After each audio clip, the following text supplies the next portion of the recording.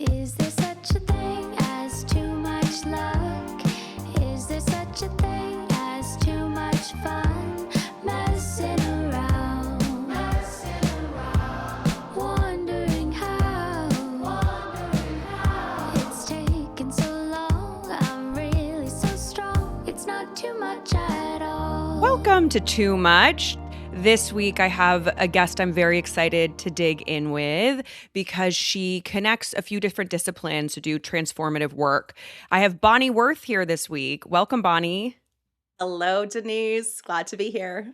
Bonnie Wirth is a transformative coach, medium, and spiritual mentor who guides conscious women to close the gap between who they are and who they are meant to be. Rooted in the belief that true expansion requires a regulated and safe foundation, Bonnie specializes in helping others shift from survival into mastery. Her work focuses on the integration of spirit, mind, body, higher identity into the physical experience. An expert in spiritual communication and trauma recovery through energetic intelligence, she's dedicated to empowering her clients to master their internal world and step into a life aligned with their true capacity, to elevate their life and serve with purpose. You couldn't be a more perfect guest for us. Oh my gosh, thank you. I listened to you say that and I'm going like, damn, I do some good work. I'm so compelled by the idea of bridging mediumship with coaching. Yes. I think you are in the front wave of Mhm. something really interesting. Can you even Well, just, thanks. before we even get into what you do now, can you tell us how you Yes. even figured out you were a medium?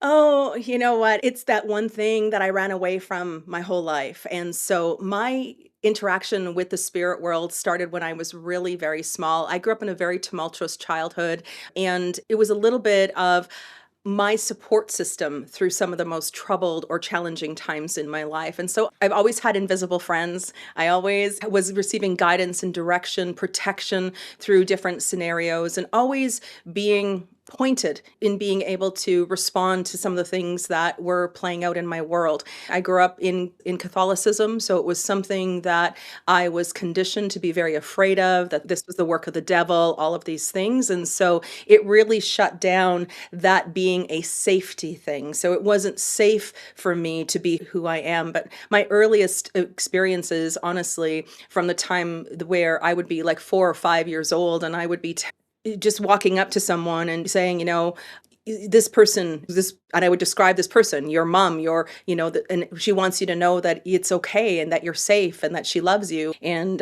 she doesn't like that guy that you're dating or whatever it is, right? And my mom would be like, you can't say things like that to people, Bonnie. Like you have to quiet, don't say those things. So that was done out of protection, self-preservation, I think as well. But it just really felt very unsafe to communicate. When my grandmother died that was my first personal experience with death that close to me.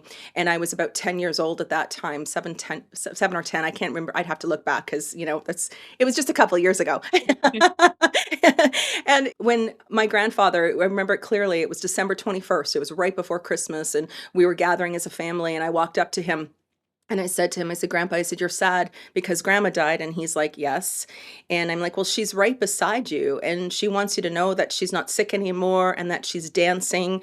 And and I just started giving him all of this messaging from my grandmother who was right there. And he looked at me and he said, don't ever say anything like that to me ever Mm, again. And he shut it down. mm. And he was a man I revered. He was someone, I was close to, and he basically condemned me in that moment for having brought these messages through. So that's where it really became, it wasn't safe for me to be who I was in the world. And my communication, of course, didn't stop. Right through growing up, through high school, there would be, classmates that would pass and would be coming through with messages, and the pressure that I always lived under. It felt like this pressure to share these messages of spirit wanting me to communicate and let their loved ones know that they were sorry, that they were on the other side, give them, help and support.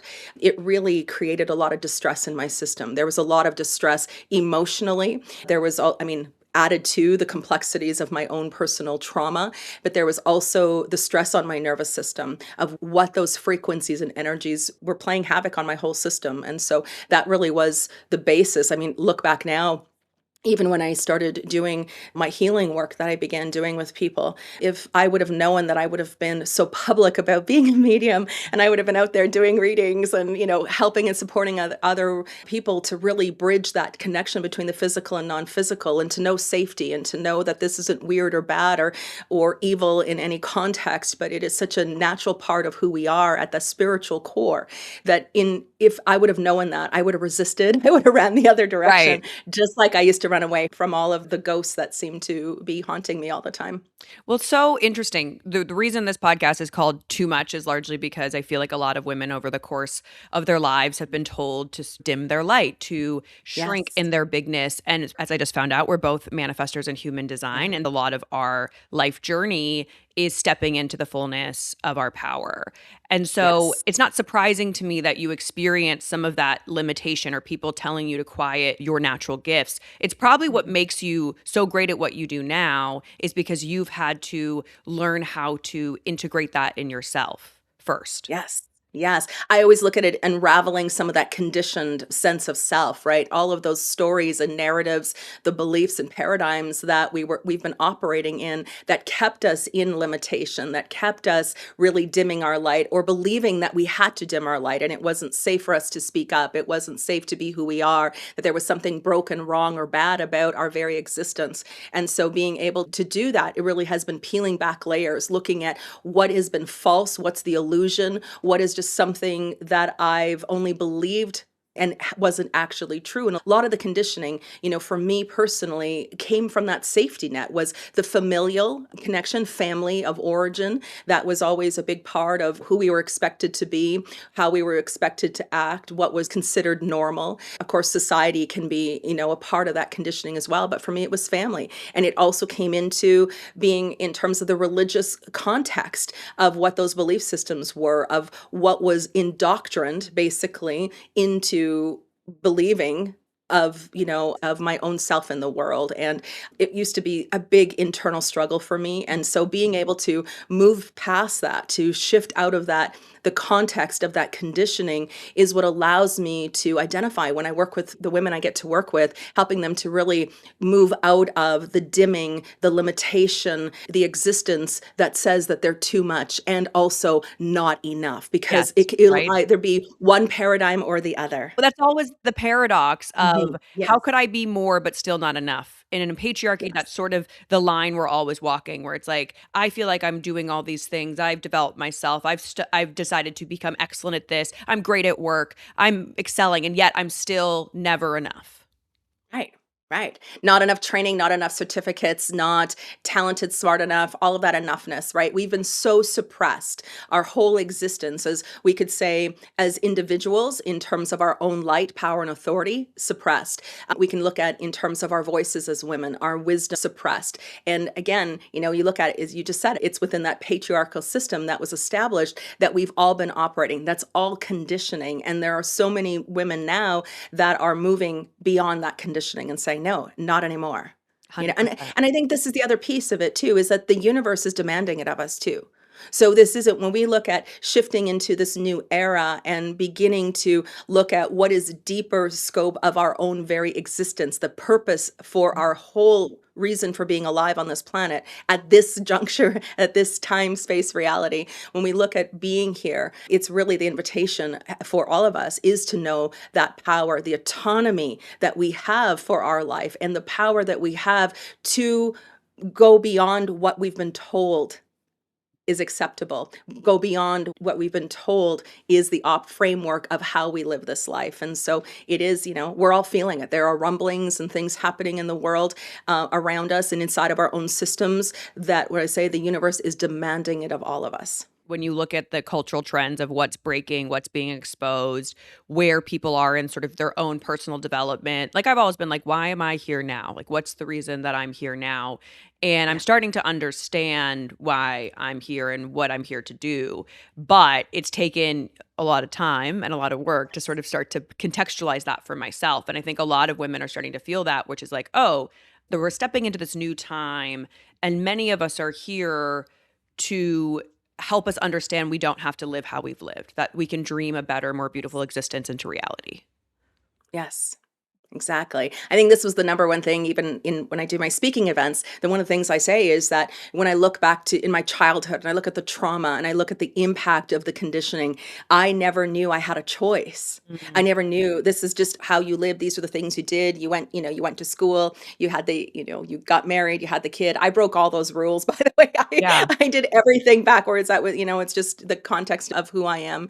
But I was breaking the systems down even as a child. I mean, coming in as a medium, I'm breaking down Mhm. the system that was comfortable and acceptable within my own family dynamic, let alone community and the world. Like, I mean, Yeah. it's a really big thing. And so that's a big piece of this now is that the self-development of what we've understood self-development to be in the past is no longer a part of things. It's like we're not here to work affirmations. We're here to declare something deeper inside of ourselves and take back what is our own light, power, and authority in our lives to be able to be those creators of our life, to have and look at what becomes possible when we really understand who we are. We've heard for years, for years, and you've probably heard it too, that we are spiritual beings having a human experience. To understand that we're not the spiritual experience is in that humanity, Yeah. but it's also to recognize that at the core, that spirit, this is where again, that, we look at the holistic triangle of mind, body, spirit, and it's spirit first. That's why my work is driven by spirit first, because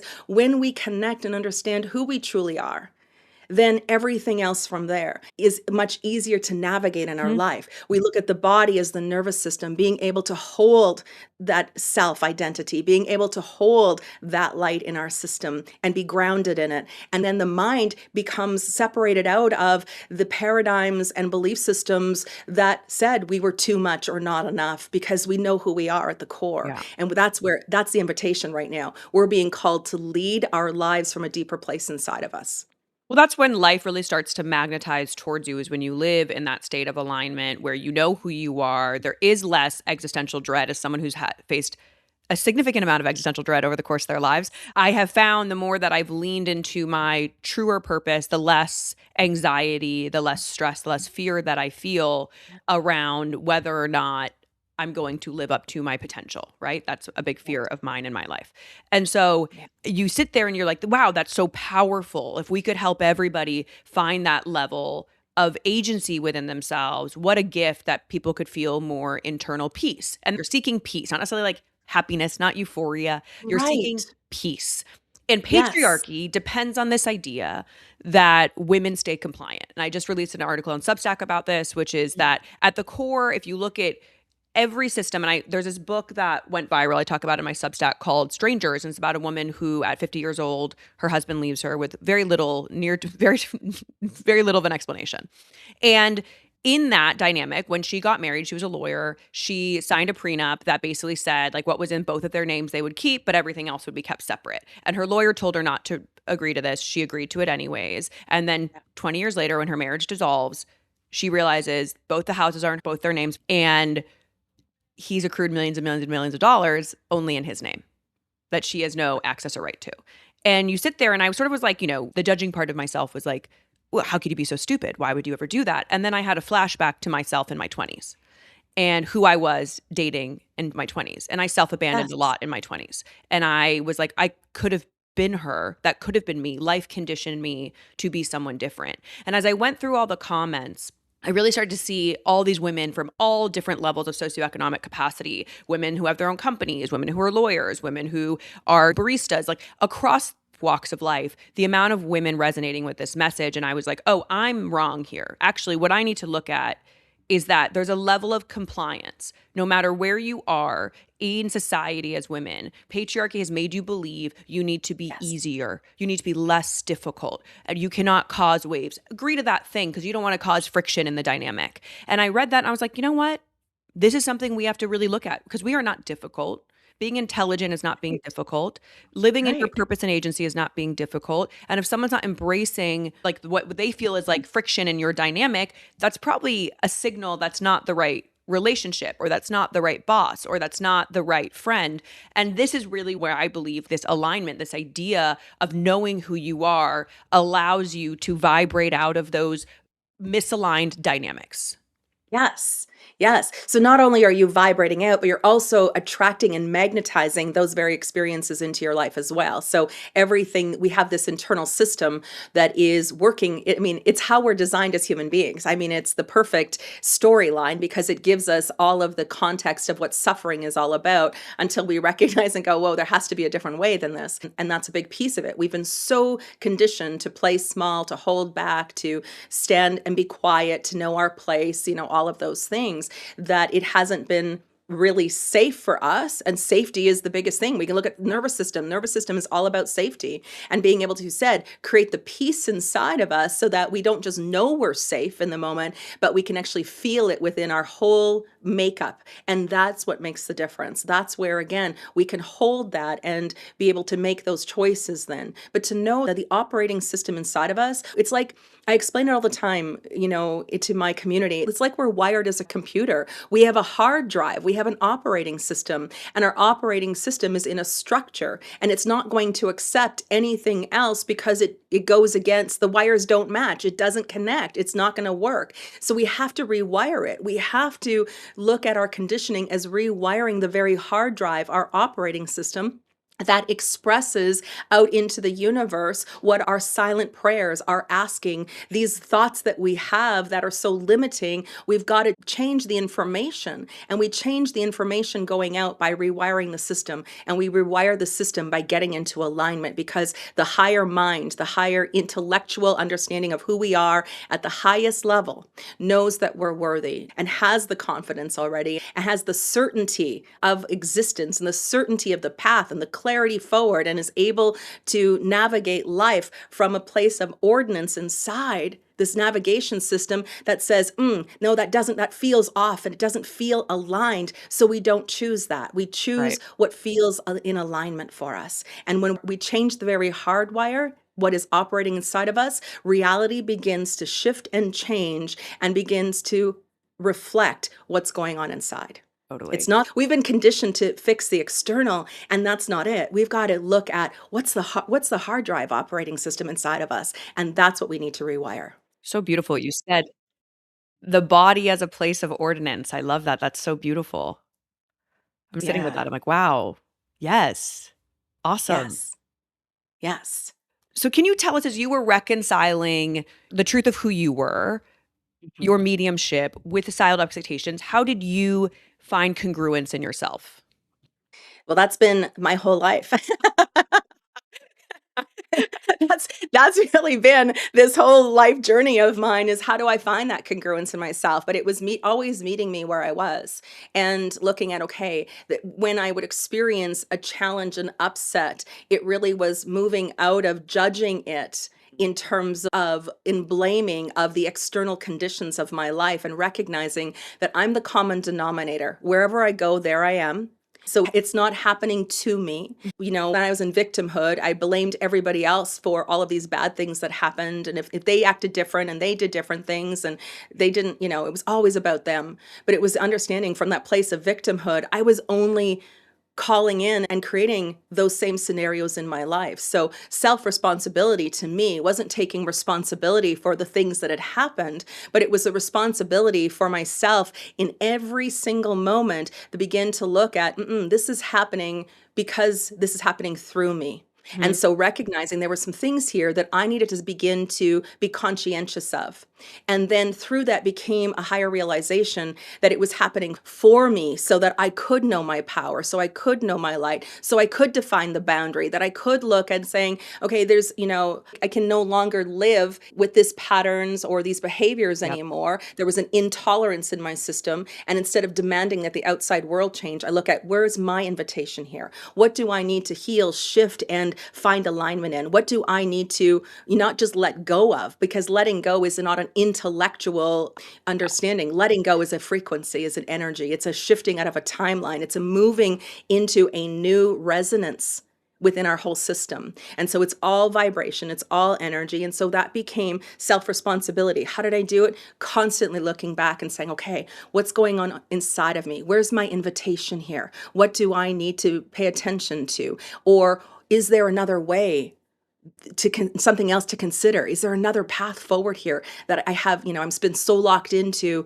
the operating system, the paradigm, and in the suffering, but is there another way here? And Mhm. it's in those questions of curiosity, this sense of wonderment. We lose it as adults. As kids, we are full of wonder about everything, but it really becomes the playing field here where we begin to wonder about what else could be possible, wonder if there's something else. And the universe responds to that. Suddenly there are the synchronicities, and it's like what we pay attention to, what lights us up. And that's been how I've navigated it. I've had to go into some really dark and really ugly places. I've Yeah. had to confront, my stories, the things I was telling myself, the things that I was led to believe, and what was sitting within my own emotional body, because we can't, this is the other thing too, we can't bypass any of that. Yeah. We can't pretend we're not affected. We've got to be willing to sit in the mess of it all Yeah. and move through it, but understand that moving through it and that mess is because of asking in wonderment. It's because of going, what do I need to shift and move beyond here? Yeah. So it's always looking at our own self. And for me, it's always about, and you said it beautifully just a moment ago too, it's always about seeking for that better part of who I am, that better version of who I am. And I want to define better here because it's not from ego. It's not like I've somehow not enough too much. Yeah. It's understanding what is a more enlightened experience of my life. That's what I mean by better. Yeah, a truer response. Well, I'm hearing two things, which the first one is self-compassion, right? Yes. And I know we talk about this word, everyone's like, "Oh, okay, self-compassion." But Yeah. people are doing a really bad job of being self-compassionate. Like, Yes. I'm watching all Yes. these people and I'm like, you're being really hard on yourself in a way that Yes. is hindering you to possibility or other things. And I had a really bad dating pattern and I had very victim mentality until, like you, I took self-responsibility and said, well, I keep attracting this. I'm either choosing or attracting this type of person. So obviously Yes. something's got to Yes. shift. And I started to look at it with curiosity. And the fun part about that was that every time I met the same person in a different body, right? The same pattern would happen, the same result. I'd be heartbroken, crying on the floor. Every time was an opportunity to react differently. And Yes. after, honestly, maybe like 7 to 9 versions of the same scenario, I finally realized in the last version, I responded with love. In the past, I'd respond with anger or shame or whatever the permutation was. And the last time I responded with love, and I sat there and I realized, I was like, oh, Denise, you graduated. You graduated. Because love is the highest Yes. form of response you could possibly have. And it was it was Yes. real. It wasn't fabricated. It was a real, genuine, true response of love. Yes. And in that Yeah. moment, I realized, it's like, oh wow, this isn't going to happen again because you finally figured it out. It took 9 times. It took 9 versions of heartbreak. It took Yeah. me, feeling very stuck and stagnant. Like, how is this still happening to me? And that's the beauty, is that you sit there and you get to a place of awe and curiosity and how you can show up differently, because that's really the goal. Yes. For me, the point of this is to, in daily interactions, be the person I want to be.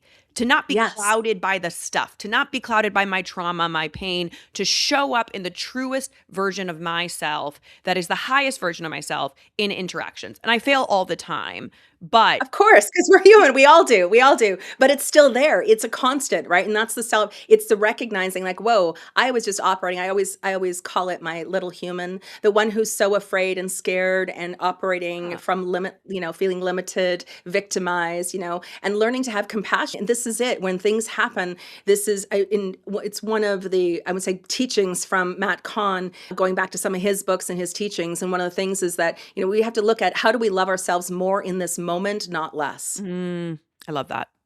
right? We need to practice. We need to become so skilled at loving ourselves more because we've fallen, because we fell into the same pattern, because we've attracted the same scenario. We need to love, we need to have compassion, the compassion for the one who has endured all of that suffering. Right? We Yeah. have to be able to look in the mirror and not just love how we look and how's our hair and how's our makeup and do I look okay? No, looking that woman in the eye and being able to love her for everything that she's been through, everything that has led to this moment, her faults, her failures, and celebrate her successes. We've got to love. If we cannot fully love ourselves, we're never going to be able to have relationships that are going to match that in equal love. We seek relationship, as the example, as you said, looking for these relationships in all the wrong places, all the Yeah. wrong, it's like different faces, same person, right? And It's also crazy. You're like, how? Same thing. Same, but right, different. right, yeah. Yes, exactly. It's like, man. And so you look at our own self, but not to beat ourselves up. We can be so cruel and unkind to ourselves and so pleasant and kind to other people. Yeah. And the truth, we have to change that around. And that is love is the frequency, love is the antidote, love is the medicine. And we have to, the degree in which we can be loved by someone else is the degree in which we can love ourselves. Yeah. Yeah. So that's it. It's self compassion. And it's not, I think there too, sometimes in the context of, we think of self development and we think of, oh, here's another self love practice. And we've seen so much of it and we, almost become despondent and think, there's just somebody else. But that's it. That's what's at the core. That's what's necessary. Yeah. When you change your inner world, you change your outer world. And this is the hill that I will die on, because I've just seen it evidence in my own life, friends of Yes. mine. It's like when we have really taken power over saying, I want my life to look different, it does. And I just think about the version of me before I went to therapy and how I operated. I'm a completely different human, but I invested in myself. I gave myself the tools to make my life have less friction. Like, obviously we all experience really challenging things in our lives, and I don't want to discount that. Like, some things just do happen to you, right? Like, some things do, Yes. for sure. But some people are chaos engines, where there's just Yeah. always something chaotic happening. There's always something Yes. going on. And I think when you start to notice patterns, that's when you need to start taking responsibility and start being like, not everything is just happening to you. Sometimes we're choosing it. Sometimes we Yeah. are. Like, in my dating life, I certainly was choosing chaos over calm. And that's just one example. Obviously, we're talking about deep trauma things. I don't want Yes. to ever put the blame on you're not choosing it. But Yes. but I do Yes. think we can look at patterns in our lives and we can say, Mhm. okay, how is this happening? And that curiosity, you're saying, that wonder around being like, I'm just going to investigate that. I'm going to have a little curiosity, do a little investigation, and see, talk to my friends, talk to my therapist, and see if people are seeing the same thing that maybe I'm starting to perceive. And that's really important, because had I not taken responsibility, I would still be in the same place 10 years later as I was. Absolutely. Absolutely. And I think, yeah, the other part is to bring in a little bit of the spiritual psychology of Please. this as well, because we look at this in being this egoic aspect of life. And again, it's how we've understood and known ourselves to be. And I am certainly not the person. I have been to hell and back in my own stories of trauma. So I am not saying that you chose it. And I think it's important for listeners to know we do not consciously choose this at all. This is something that is operating in what is rooted in our survival. It's rooted in our survival. It's our human condition. And so it's not something that, bad or wrong with us. It's about just how we're programmed. And we don't even realize that it is. But there is this other context of it. We can look at understanding the disruption in our system. We look at it from, like when I say, through the lens of mediumship. Well, because what happens, we start to look at trauma and things that have happened to us. There's an underscore here of what becomes karmic information, Mm. things that are in this lifetime that are being cleaned up. Now, karma isn't either good or bad. It just is. It's a balancing of scales, really. And it's just a balancing through, as you said, once I learn the lesson, I never have to learn it again. That's exactly it. This realization that, okay, I've got it. We're going to keep falling into the same hole over and over again until we have the awareness to walk around the hole and not fall, not collapse again. So we do that. And that's the part of the ego mind that we need to get on board in terms of our personal development. But here we want to go beyond that. We want to start to take a look at astrologically, the constructs of within an astrological understanding of who we are, where we understand our rhythms, why some of us are more compelled with chaos and drama versus other people. There are, we can look at these things that are a part of our wounding and how they show up in our lives. So we begin to have a greater understanding of ourself, not based on this version of name and body and in this life, but understanding the esoteric principles that are also governing us, why these things are playing out and happening. And that's one of the things in the work that I've done and I do with women is really helping to them to get into the underbelly of everything, those belief systems that sit there. What is the attraction factor that's calling it in? Let's clean up what is sitting within the karmic information, the inherited conditioning. I talked about conditioning earlier. We need to look at not just familial, not just society, but we want to look at conditioning based on what we have brought into this lifetime with us. Yeah. What have we inherited from other lifetimes? What's running within timelines? And to understand that there's also information that is held within a frequency and framework of our existence that we need to attend and address as well. And so when we go into this deeper healing, that's really what this becomes about, because we start to see it that it's not so linear. This isn't just me here and having in this life and this, we're so much more than that. And that's where, again, yes, there is a higher identity. There is this place inside of us in order to hold the alignment, but we also need to clean up the variables that keep knocking us back into that state of suffering. 100%. I'm a big past life person, always have been. That's just what I believe is my truth. I know I've been here a few times. Yes.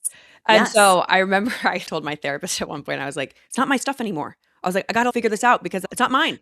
I'm like, I got to get rid of it because it's not mine. It's all these past lives that are informing this life. I've done a lot of Yes. work in this Yes. regard. And so I'm curious, when you work with people, I'm sure it's different for every single person based on their energy, what you're being told by spirit guides. Yeah. What are you infusing? Because I think it's so interesting. You're talking about astrology, you're talking about past lives, you're talking about mediumship, I you're talking know. about trauma-informed coaching. Like, it's so Yes. cool what you're mixing together to create this very custom shift for people. How do you even begin to make the recipe, I guess? Well, and again, it is unique for exactly for each and every person. And I think this is where I've used my connection to the other side in order to do that too. Not just speak. I mean, loved ones coming through during, with messages is beautiful. A big part of the work and messaging that I have around the scope of being a medium is that it's so much more than just talking to dead people, that we have capacities to be able, we're the medium. We are what's taking the intangible and making it tangible in some form, which means, yes, it can be communication with a loved one from the other side and bringing forward those messages. It can happen through our writing, through our creative endeavors.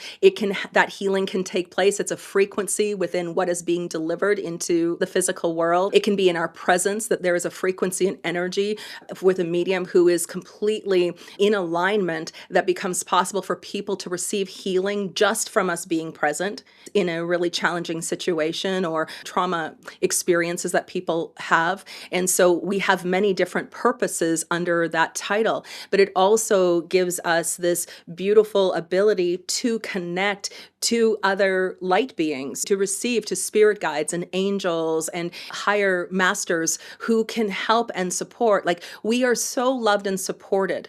If we could only see how much we're loved and how much we're supported in any moment, we would not be afraid. We would never be afraid. We have so much available. So my role in this, when I start working, is, I consult. I'll look at an astrology chart. I'll look at some different things that come into context. I don't do astrology readings, but I do use it as a tool. I want to take a look and really understand what a person's karma is, where their woundedness sits, and how I can relate my work to them, how to communicate, to reach them, to open up. I use that as a platform, or almost like a little bit of an instruction manual. But more than anything, it is about sitting and making the connection. I connect with my guides, with my spirit. I call them my team, this team of beings who are there. And I work and connect and with someone else's team. I always say, I might think I know what someone's going to need. And when, we look at coaching, we look at this framework of here, do this, do this, do this.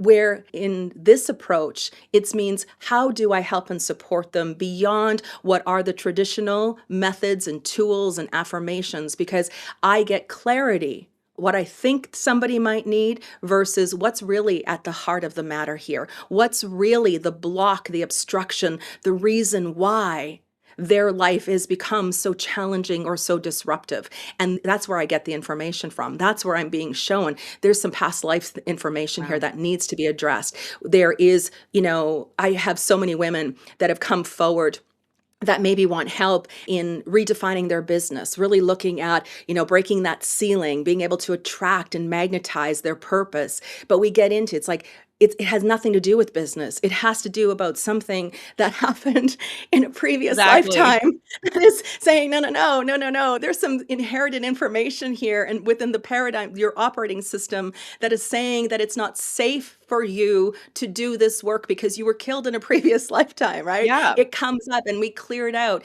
And then how does that get cleared out? Well, I've had different trainings. I've taken, different certifications and things. And for me, those aren't papers on the wall. Those were all things to help me remember what I'm capable of doing already. And in terms of being a medium under that context, is to understand that, and it's been my approach and truth, is that as mediums, we are the compassionate healers of the world. And it's not saying we're better than, because it's all energy and frequency, but it's because we have access to all of these divine properties and frequencies and information that we can channel through the words, through our presence, through these sessions that we can do to really help and alter and reshape someone's very life.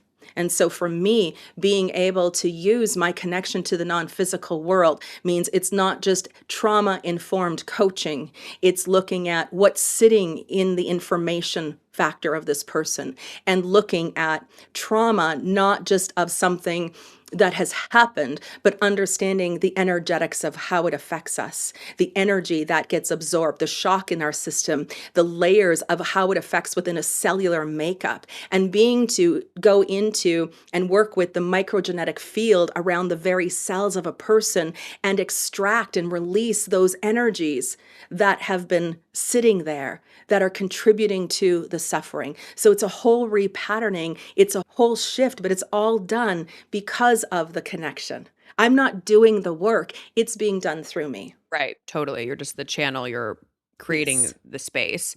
And do you ever have clients that come in that are skeptical or maybe think they're ready, but they're not ready?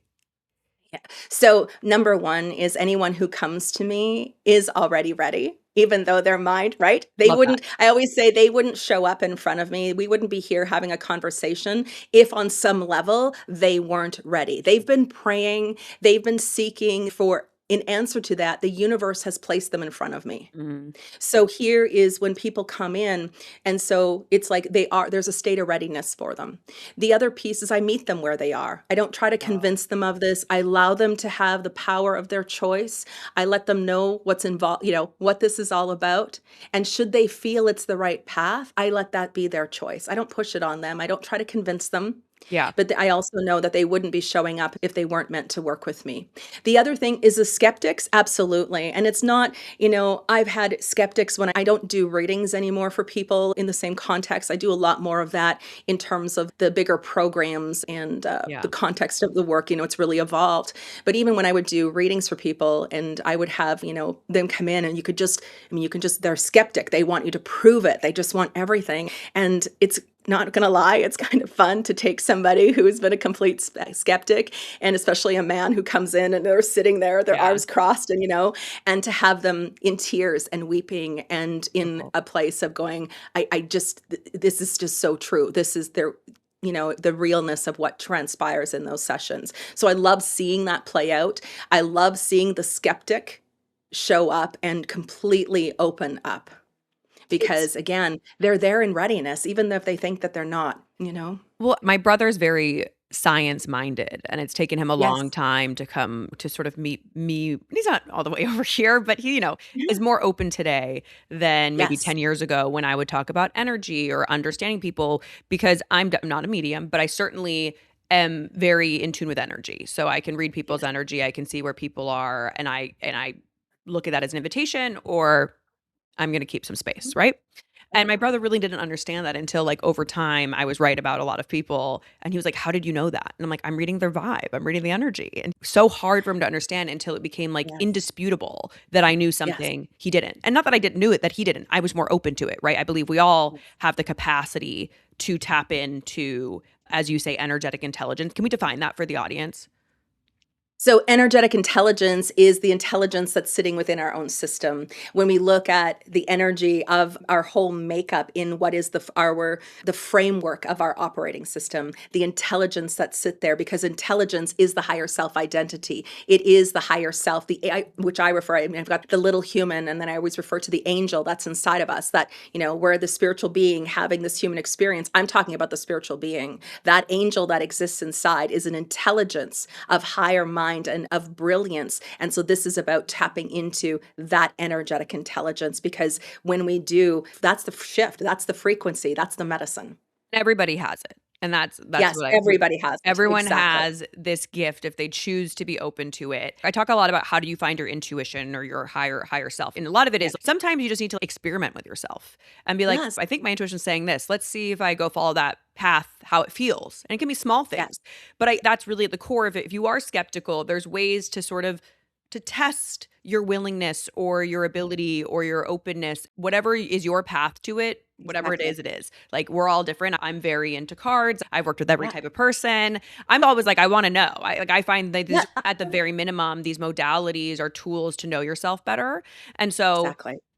why wouldn't you just take what you want from each one? That's how I started with human design. Yeah. I got interested in human design. Now numerology, astrology, like it's all for Yes. me. I don't live any of them like a gospel. I take what is affirming for what feels true to me of what I know about Yes. myself. Yes. I love that. And I think that's a piece of it too, is looking at it. I have a very science mind, by the way. I mean, just to know, for me, the science of things has been a big piece of it. It's Yeah. actually from why I was able to really come forward with what is, I want to say, the mechanics of mediumship, is Yep. because I needed to understand the science of it, to understand how the physics of it worked. Mhm. Because it's one thing to have these experiences, but I also needed to know, how does this operate and what's Mhm. actually taking place. Our mind needs to be satisfied. Our mind needs to be able to comprehend. I needed to comprehend what was happening. I was having all these experiences, but science has Yes. proved this. Yes. Science has legitimately been able to prove connection and communication within energetic frequency, that they're actually talking. There's science is there to back it up. So I think that we're at a really beautiful time, because it's not something that is so foreign anymore, Yep. because we've legitimized it through not just experiences, but through the science itself. Thank you for bringing that up because Mhm. let's go back and reframe that to historical science mind. Yes, Because what yes. we are seeing now, if you're listening to the telepathy tapes or things like that, we are seeing Mhm. many clinical type trials around telepathy, around animal consciousness. I just listened to that episode on the telepathy tapes, and they talk about how this man who studied elephants for years and years and years, he knew these elephants, he passed away, and these elephants were like 2 days away from his house, and no one had told the elephants that he passed, and they made a pilgrimage to his house and stood there for 3 days.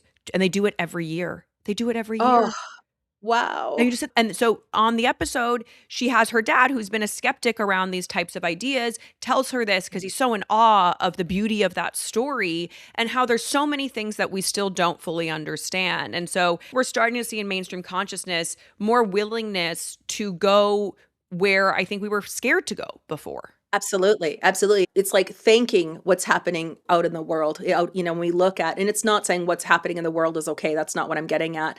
But it's because people are no longer willing to follow the systems, because the systems are breaking down. The very Yeah. systems that we've relied on, the people that were trusted, the things that how we were living our lives, it's like it doesn't work. So what is another way? What am I missing here? And people are, I don't I really, don't like to use this idea of waking up. I know that's how it's referred, Yeah. referenced, but it's self-realization. It's like they're starting to realize that there's more to the story. They're starting to realize that there could be another way to begin to live their life or to understand what's going on. So there's more people seeking than ever before. That's why your podcast is so great. And I know we talked a few minutes before we came on, because there are seekers. There are people who are looking, because they're no longer willing to accept what they've been told. They're no longer willing to accept the conditions that have got them to this point, and they're looking for and to know their own power. They may not be able to put that in their words,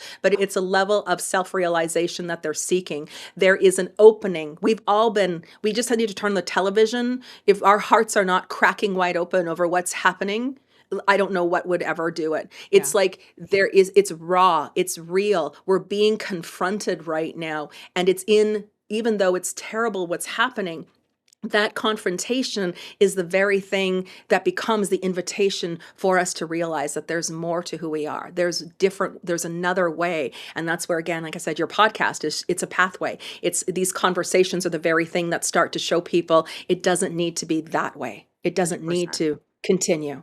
And people like you who are already doing this beautiful work to help people find their agency and their fullest selves, what do you suggest to the everyday person that's struggling right now in these really hard times? Like, where do they start? Where can they Mhm. begin to find some agency?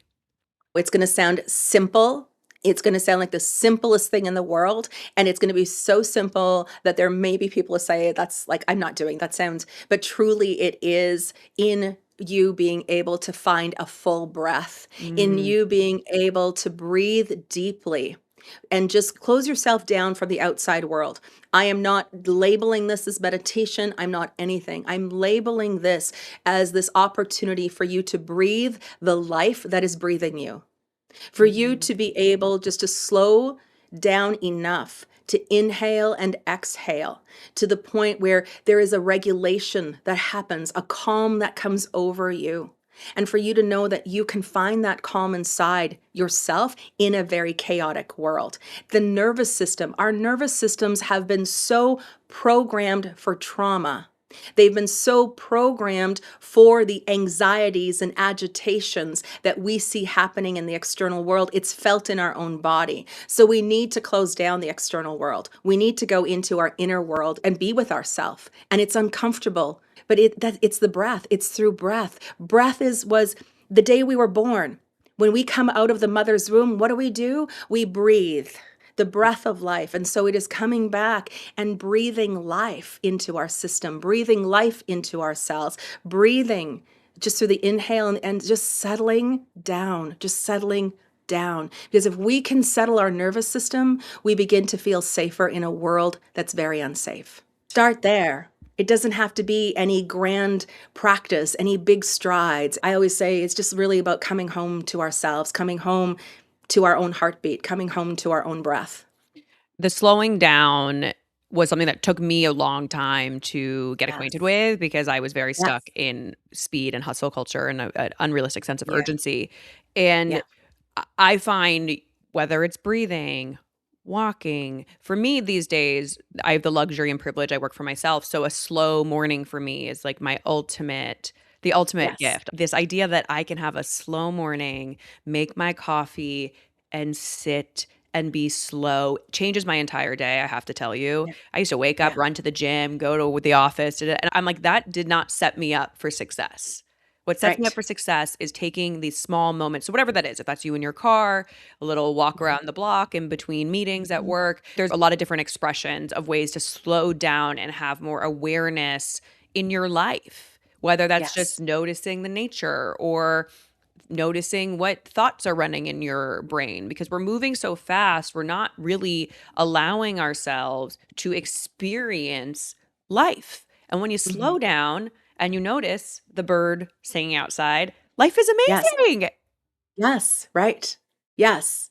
It's just becoming this slowing down. Slowing down at any point that, and however we look to slow down, is a regulation of our nervous system that is hardwired for being unsafe. Mhm. It's hardwired. And so we've got to rewire our not just our mind and the operate like when I talk about the hard drive, the body is a part of that hard drive. That nervous system needs some new conditions there too. And so we create that through slowing down, through being able to pause because as you said, as soon as it's like, "Oh, listen to the bird." It's like, "Oh, wow, there's beauty again." And that's what I Yeah. mean by this, even you can consciously as you inhale, imagine that you're just pulling everything that is you that's been scattered and spread and feels anxious. And it's like, just pull all your pieces. I see it as a puzzle piece. Just bring all your puzzle pieces back to you. Mhm. And then when you exhale, you just push that out again. Push those puzzle pieces and redefine the picture for yourself. And just look and understanding that that's a contraction and expansion of your energy field. You're pulling yourself back and you're breathing out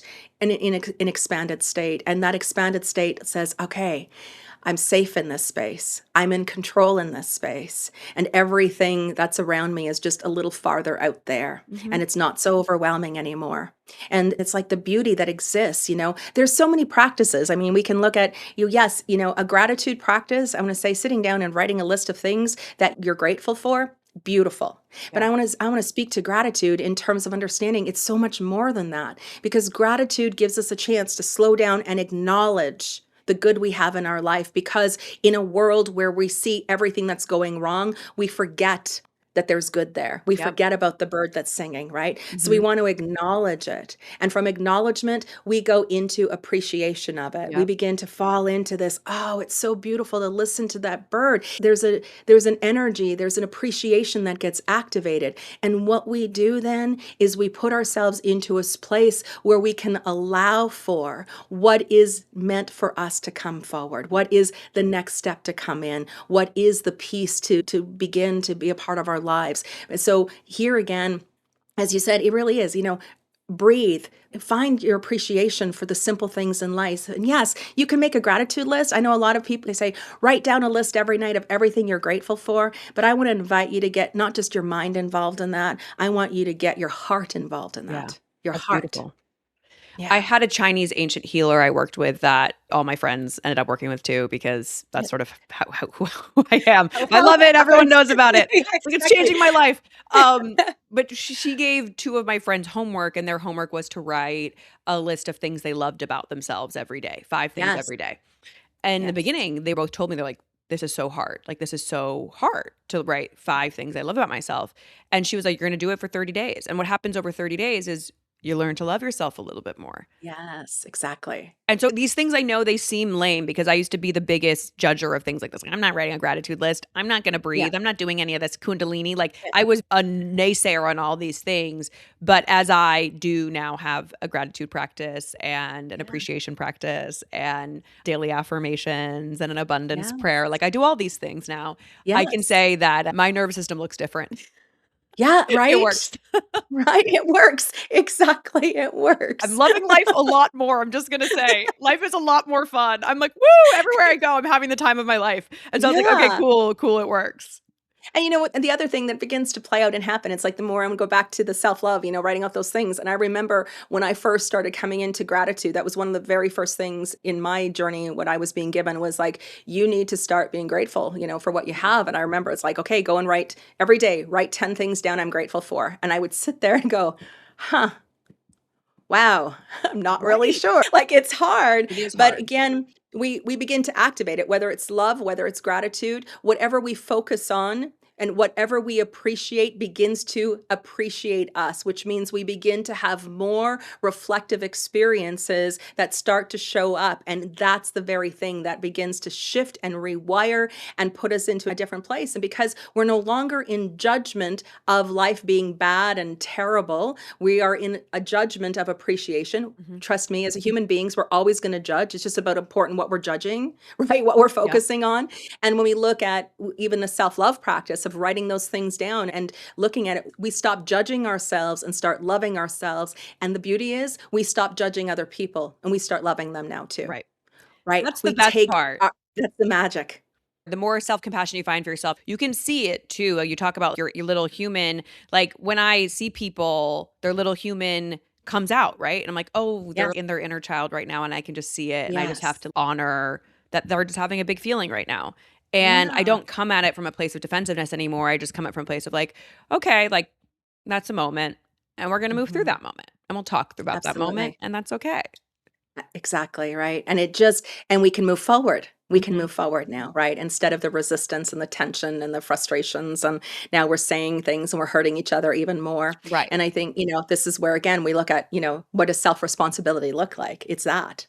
Yeah. It's like I'm going to be responsible for myself, even in the middle of these challenging situations. And this is the other piece of it I find incredibly helpful in being able to recognize when I am in alignment, when I'm that higher part inside of me, where I'm leading my life from, which means that even in the middle of difficult conversations or Yeah. upset that's happened, because it happens, nobody Yep. gets away unscathed in this life, but I'm no longer reacting, I'm responding to things, and I can do so from a place of of maybe solution oriented and or creating space and compassion for someone and not reacting to the situation. I'm no longer allowing the temperament of my lower self Yeah. to lead my life. I'm not going to allow that anymore. That's the most profound shift for me. I will say, admittedly, still harder with my family. Okay, I'm working still Of working on course. still working on that one, okay? That one's not Yeah. great. But Yeah. like Yeah, I get that. friendships and like Yes. those situations, partnerships, they always say like the key to any great relationship is repair, right? Like the ability to Yes. repair whatever rupture happens. And that can be really hard if you're coming from a place of reaction, or if you're coming from a place of defensiveness, you're coming from a place of ego. And really, repair is not about being right, it's about finding connection again. And that's a Yes. different framework than needing to be right. The biggest shift for me is I can see that in myself where I'm like, I don't need to be right. I need to focus on connection and repair. And that doesn't mean Yeah. abandoning myself by any means, but Right. sometimes being right is abandoning a connection, right? Like you don't Mhm. have to be Mhm. right. You have to meet that person where they are and see where they're hurting and say, it's really not about this. It's the note beneath the note. My bid is for the connection. It's not about what's happening up on this front layer, Right. the surface layer. It's happening what's underneath that layer. There's something else Yeah. happening that created this. So how do I meet Yes. them here to find love again? Right. And sometimes the most loving thing we can do in any relationship, and even for not abandoning ourselves, sometimes we abandon ourselves by staying in the Yeah, relationships. 100%. 100%. Right. So this is also being able to respond. When I say respond, making connection. Yes, you want to create repair. Absolutely. First and foremost, we want to nurture the relationships that matter to us. We want to make sure we can move forward in those. And sometimes it's healthier for us to not 100%. continue in that relationship. And then we can bring in the whole spiritual psychology of it and understand that very relationship is because your contract that you had in this lifetime completed. You weren't meant to go any further. You Yep. came in, you learned the life lessons, you cleaned up what needed to be done karmically, you brought each other into a place. Maybe you had a realization in yourself that suddenly you're worthy of something you never realized you were worthy of before. And that was a whole lesson. That person was that's why they were a player in your life. Yes, you attracted them, but there was a purpose in that too. And being able to let go of the relationship says not just that the relationship is ending because of this terrible thing that happened. It's actually, no, we've completed our contract. Yep. We did what we 100%. came here to do. And now we can move forward. So moving forward sometimes is in the relationship. And sometimes that, is moving on without. But the connection we're always seeking, Denise, is the connection to ourselves. Well, that's what Always. changes the other connection. And many people are self-abandoning in relationships. I would argue Yeah. that maybe the majority of people are. And a Yeah, lot of that exactly. has to do with because we don't believe we can have more, or we're too Yes. scared to be fully seen, or we don't believe we're Yeah. worthy of this type of relationship, of someone giving to us in this way. And the more I changed my relationship to my self-worth, the less I self-abandoned. And I Yes. believed I was worth more. So I stopped being in these dynamics with, men who treated me horribly, who lied to me. I had terrible, terrible dating experiences. And a lot of it was because I didn't believe I was worthy of something different. And that's why, like, the really cultivation of self, if you do that, you change your whole outer experience because Mhm. you know what's true for you. You know who you are. You are less willing to bend on things. And I actually recently Exactly. broke up with a guy because I could tell very early, I was very clear about what I could give in the early stage of a relationship. We hadn't been dating long enough. He wasn't my life partner. And I was like, at this stage, this is what I can give. And he kept asking me to change my boundary, to bend my boundary. And I said, if this is the beginning of the relationship, it's the whole relationship. And I don't want to be asked to always bend a boundary when I've been very crystal Right. clear. I'm doing the best I can with my Yes. schedule, the parameters I'm living in right now. And I didn't feel bad about it because I was like, this relationship is never going Yes. to be what I want it to be because this person Mhm. is not hearing me. They're not listening. They're not seeing me. They're asking me to do something I've already said I'm not willing to do. And so, those are all Yes. indicators, and those are very early on. Like if you're really actively listening, you start to see those things really early and you get to decide, do I want to self-abandon and to be in this connection, or do I believe there's something different? Right. Right. Beautifully said. Beautifully said. I just want to thank you so much for this beautiful work you're doing. Oh, you're I'm so thank you. in awe of all of the things you're pulling together. This is Thank really on you. the front wave of what coaching and leadership should look like. And I just so grateful to have stumbled upon your blueprint because I think it's going to Yeah. Oh inform my so gosh. many people. Thank you, Denise. I'm just feel so privileged to have this conversation. And I can't believe how quickly it's gone because I Me think too. the content is so juicy and I could sit down and just, let's dive in deeper. This is a continued conversation. But to know the biggest message here for listeners is to just recognize that you do have more power than maybe you realize you do. And when you can honor yourself, the rest of the world begins to honor you too. And it's being able to do that from a place where you know at the core of who you are, of what you're worthy of, and what becomes possible. Our door is always Yeah. open. You're always welcome back. Can you tell the listeners where they can find you? Absolutely. So you can go to my website is Bonnie Wirth with it's WIRTH.ca. Great. And we will put everything in the show notes so everyone can Amazing. find you. And thank you so much. And hopefully we'll see you Thank you, soon. Denise. Lovely. My pleasure. Thank you so much for listening. If you do like listening, it would mean the world to us if you could subscribe or review the podcast anywhere that you watch or listen to the podcast. It really helps with the algorithm to share this with the world. I want to give a special thank you to young Spielberg and Sarah Yarkin for their beautiful work on our opening jingle, Dana Bulos for her help with the beautiful art, and to all of you for tuning in and keeping this dream alive. If you want to hear certain topics or from certain guests, please feel free to email us. We really, really want to hear from you and see how we can best support you. See you next time.